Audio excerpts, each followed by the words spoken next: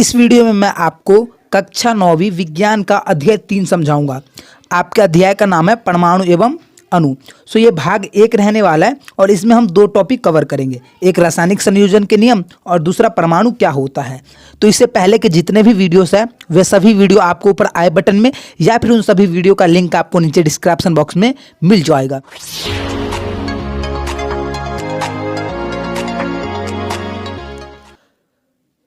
तो आपका सबसे पहला टॉपिक है रासायनिक संयोजन के नियम। तो आपके एग्जाम के पॉइंट ऑफ व्यू से रासायनिक संयोजन के नियम ये टॉपिक काफ़ी ज़्यादा इंपॉर्टेंट है। तो रासायनिक संयोजन के 2 नियम हैं, पहला द्रव्यमान संरक्षण के नियम और दूसरा स्थिर अनुपात का नियम। तो सबसे पहले द्रव्यमान संरक्षण का नियम। तो द्रव्यमान संरक्षण के नियम के अनुसार किसी रासायनिक अभिक्रिया में द्रव्यमान का ना ही सृजन उत्पन्न किया जा सकता है और ना ही विनाश।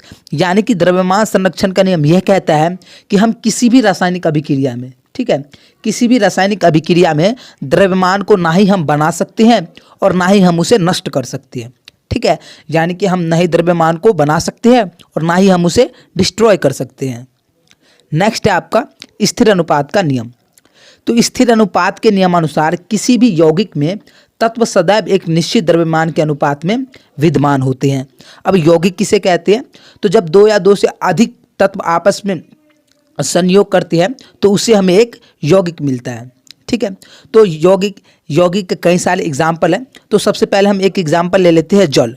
तो जल में जो है हाइड्रोजन और ऑक्सीजन ये दोनों तत्व हैं, ठीक है, हाइड्रोजन और ऑक्सीजन। तो हाइड्रोजन और ऑक्सीजन का जो अनुपात है जल में सदैव समान होता है।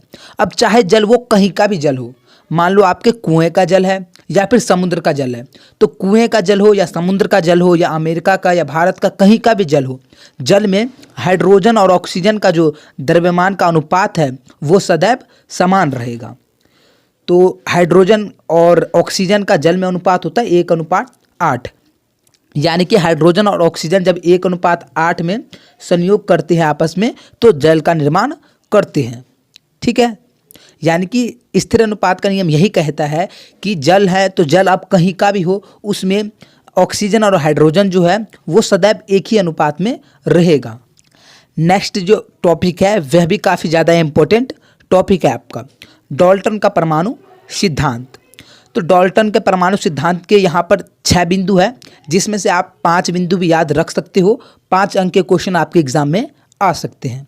तो यहाँ पर सबसे पहला बिंदु है सभी द्रव्य परमाणु से निर्मित होते हैं। सभी द्रव्य यानी कि आप पदार्थ कह सकते हो, यानी कि सभी पदार्थ परमाणु से निर्मित होते हैं। अब पदार्थ आपको सिंपली पता होगा पदार्थ क्या है। हमारे आसपास जितनी भी वस्तुएं हैं, आपका फ़ोन, पेन, स्केल, किताब जो भी है वो सभी पदार्थ हैं और वह सभी पदार्थ जो है वो कहीं ना कहीं परमाणु से मिलकर ही निर्मित होते हैं, ठीक है, परमाणु से ही बने होते हैं। नेक्स्ट बिंदु है परमाणु अविभाज्य सूक्ष्म कण होते हैं जो कि रासायनिक अभिक्रिया में ना तो उत्पन्न होते हैं और ना ही उनका विनाश होता है। तो परमाणु जो है वो एक अविभाज्य सूक्ष्मतम कण, यानी कि परमाणु को और भी हम विभाजित नहीं कर सकते, वो अविभाज्य होता है, ठीक है। और रासायनिक अभिक्रिया में हम उसे बना भी नहीं सकते हैं और हम उसको नष्ट भी नहीं कर सकते, ठीक है। फिर थर्ड बिंदु है आपका दिए गए तत्व के सभी परमाणु के द्रव्यमान एवं रासायनिक गुण धर्म समान होते हैं। तो ये तीसरे बिंदु का मतलब समझो, आपके पास कुछ लोहे की वस्तु है, ठीक है, और वही लोहे की वस्तु गांव में भी है, ठीक है। तो यहाँ पर लोहे की जो वस्तु है वो आपके पास है यानी कि दिल्ली में है और कुछ गांव में है। तो उन दोनों के रासायनिक गुणधर्म, ठीक है, उन दोनों के द्रव्यमान और रासायनिक गुणधर्म जो है वो समान ही रहेंगे, क्योंकि वो दोनों तो लोहा ही है ना, चाहे कहीं भी हो वो दोनों लोहा ही है, तो उनके द्रव्यमान और रासायनिक गुण जो है वो समान रहेंगे। फिर फोर्थ टॉप है आपका भिन्न तत्वों के परमाणु के द्रव्यमान एवं रासायनिक गुणधर्म भिन्न होते हैं। अब मान लो आपके पास सोना है और आपके दोस्त के पास लोहा है, तो उन दोनों के रासायनिक गुणधर्म जो है वो समान होंगे और उसके द्रव्यमान भी समान होंगे, क्योंकि वो एक लोहा है और एक वो सोना है, तो दोनों तो अपने अलग अलग गुण को दर्शाएंगे, ठीक है, तो उनका द्रव्यमान भी अलग होता है। 5वां बिंदु है भिन्न तत्वों के परमाणु परस्पर छोटी पूर्ण संख्या के अनुपात में संयोग कर यौगिक निर्मित करते हैं।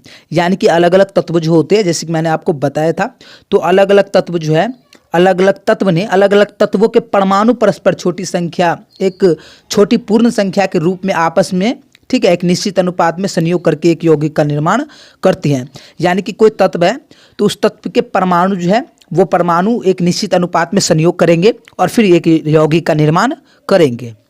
छठा बिंदु है, किसी भी यौगिक में परमाणुओं की सापेक्ष संख्या एक प्रकार से निश्चित होती है।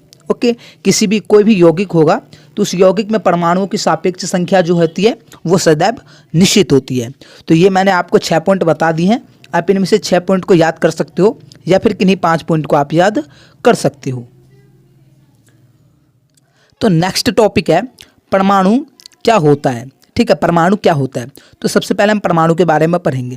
तो जैसा कि डाल्टन के परमाणु सिद्धांत में यह बताया गया था कि परमाणु एक अविभाज्य सूक्ष्मतम कण है, लेकिन वो ऐसा बिल्कुल भी नहीं है। परमाणु 3 और भी अलग अलग कणों से बना होता है, यानी कि परमाणु को हम विभाजित कर सकते हैं, जो कि आगे जाकर के अन्य साइंटिस्ट मिल करके उनकी वो प्रोजेक्ट जो होती है वो फेल कर देते हैं, जो कि हम अध्याय 4 में पढ़ेंगे कि परमाणु और भी अनेक कणों से बना होता है, इलेक्ट्रॉन, प्रोटॉन और न्यूट्रॉन। ठीक है, इलेक्ट्रॉन, प्रोटॉन और न्यूट्रॉन।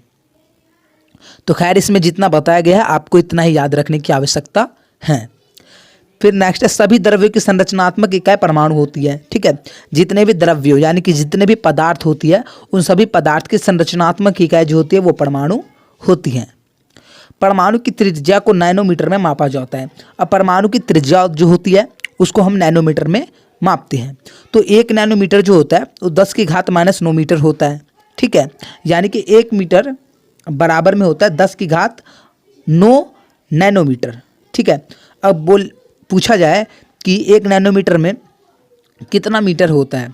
ठीक है, 1 नैनोमीटर में कितना मीटर होता है, तो आप सिंपली बता सकते हो कि 1 नैनोमीटर में 10 की घात -9 मीटर होता है।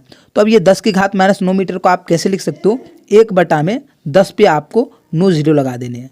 ठीक है, इस प्रकार से आप लिख सकते हो, जो कि आपके बेसिक मैथ्स का है, आपको सिंपली पता होगा। तो यहाँ पर कुछ परमाणु हैं। ठीक है, उनके परमाणु का आकार देख लेते हैं, उनके परमाणु की त्रिज्या जो है वो कितनी होती है। तो यहाँ पर हाइड्रोजन के परमाणु है तो इसकी त्रिज्या जो है वो 10 की घात -10 मीटर होता है। फिर हीमोग्लोबिन अणु, यानी कि आपके शरीर में जो हीमोग्लोबिन रहता है उसके अणु की त्रिज्या जो होती है वो होती है 10 की घात -8 मीटर। फिर जल के अणु की त्रिज्या होती है 10 की घात -9 मीटर, यानी कि 1 नैनोमीटर होती है जल के अणु की त्रिज्या। ठीक है, तो और भी जितने भी और भी अन्य तत्व है जैसे कि तरबूजे के, चींटी की, तो वो सभी आपके एनसीईआरटी के बुक में है, आप सिंपली वहाँ से देख सकते हो। नेक्स्ट है विभिन्न तत्वों के परमाणुओं के आधुनिक प्रतीक, यानी कि हमारे तत्व जो है उनके आधुनिक प्रतीक क्या है। हम तत्वों को एक प्रतीक के रूप में चिन्हित करते हैं, यानी कि इतना बड़ा बड़ा नहीं लिखते हैं, हम उसको एक शॉर्ट फॉर्म में लिखते हैं। तो वो शॉर्ट फॉर्म जो है नाम वो किस प्रकार से निर्धारित होता है, तो IUPAC यानी कि international union of pure and applied chemistry. ठीक है, IUPAC का मतलब होता है international union of pure and applied chemistry. ये काफ़ी ज़्यादा इंपॉर्टेंट है, याद कर लेना ये। तो ये 1 या 2 नंबर के क्वेश्चन पूछे जा सकते हैं आपके एग्जाम में कि IUPAC का फुल फॉर्म क्या होता है। ओके, याद कर लेना, international union of pure and applied chemistry.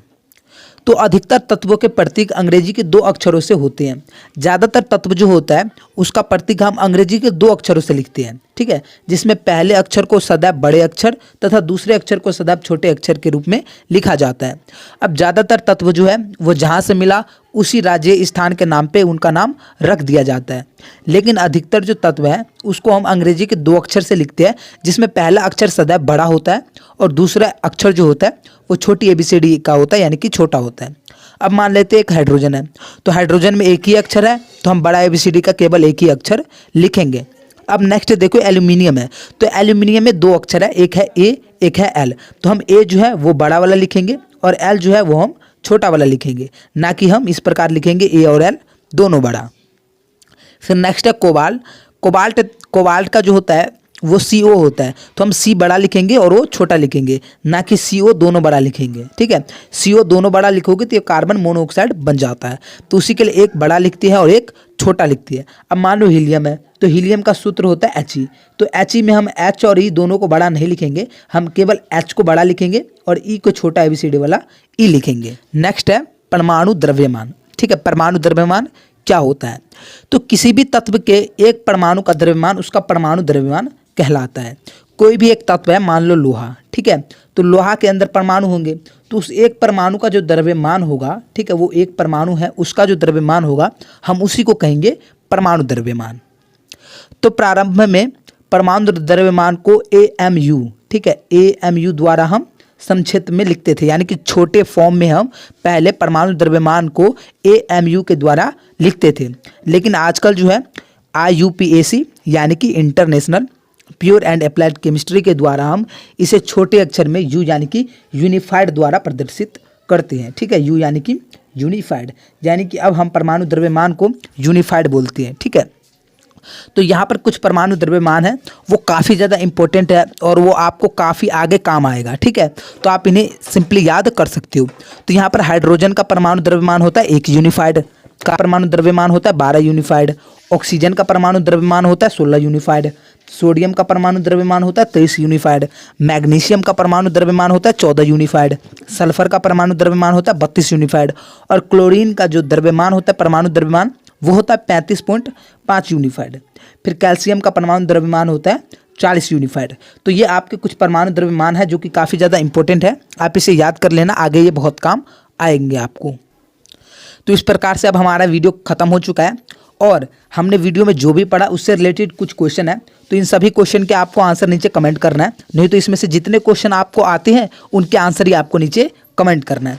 तो पहला क्वेश्चन है कि द्रव्यमान संरक्षण के नियम को समझाइए। ठीक है, तो द्रव्यमान संरक्षण के नियम से आप क्या समझते हैं, ठीक है, वो आपको बताना है, यानी कि द्रव्यमान संरक्षण के नियम के बारे में आपको कुछ लाइन लिखनी है। फिर नेक्स्ट है IUPAC का पूरा नाम क्या होता है? तो IUPAC का पूरा नाम आपको नीचे कमेंट करना है और हाइड्रोजन और कार्बन का परमाणु द्रव्यमान कितना होता है वो आपको नीचे कमेंट करना है। तो इन तीनों में से इन तीनों क्वेश्चन के आंसर आप नीचे कमेंट कर सकते हो, या फिर इनमें से जितने भी क्वेश्चन के आंसर आपको आते हैं वो सिंपली आप कमेंट कर सकते हो। ठीक है, नहीं तो आप वीडियो को दोबारा भी प्ले करके देख सकते हो। अगर किसी ने आंसर कमेंट कर दिया है तो फिर भी आपको आंसर कमेंट करना है ताकि आपको उस क्वेश्चन के आंसर जो है वो लंबे समय तक याद रहे। आई होप आपको ये वीडियो पसंद में आया होगा और ये हमारा भाग 1 था। भाग 2 जो है वो जल्द ही, अगर आप चाहते हो कि भाग 1-2 मैं जल्द ही लाऊं तो उसके लिए आप नीचे कमेंट कर सकते हो। वीडियो पसंद आए तो लाइक कीजिए, अपने दोस्तों के साथ शेयर कीजिए और नेक्स्ट आने वाली वीडियो की सूचना सबसे पहले पाने के लिए आप हमारे YouTube चैनल को सब्सक्राइब करके नोटिफिकेशन बेल को ऑल पे प्रेस कर सकते हो ताकि जैसे ही वीडियो अपलोड हो आपको सूचना मिल जाए सबसे पहले। सो वीडियो देखने के लिए धन्यवाद।